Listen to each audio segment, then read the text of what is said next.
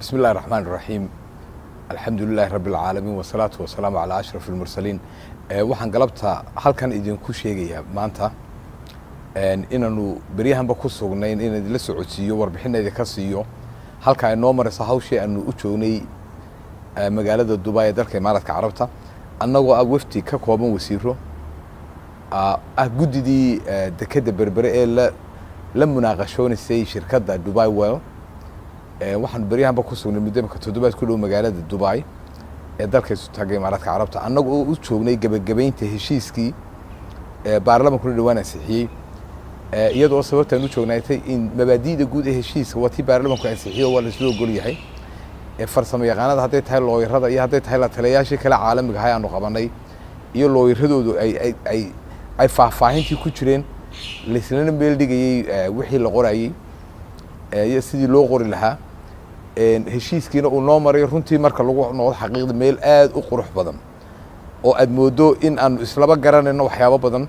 oo guul labada dhinacba ugu jirta inaga mabda'eena guud wuxuu ahaa horumarka dalka iyo sidii aynu u abuuri lahayn shaqo iyadoo aynu ilaalinayno sumcadda iyo magaca ummadda reer Somaliland heshiiskan sad la socotaan waxa uu ahaa heshiis caalami ah heshiiskii ugu weynaa wixii ka dambeeyay 19 Burco markii laga dhawaaqay gooniisutaaga Somaliland qodobkii labaad ee soo xigay wuxuu ahaa heshiiskan shirkadda Dubai Well la galay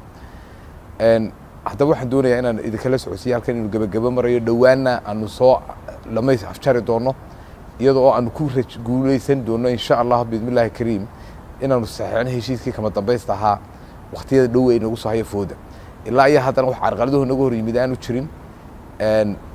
kooxdeedu way socoteena aanan kala faraara lahayn aanu nahay sidii aanu idinkaga soo dhoofnay aanu baarlamaanka hortiisa ku joognay dad mid ah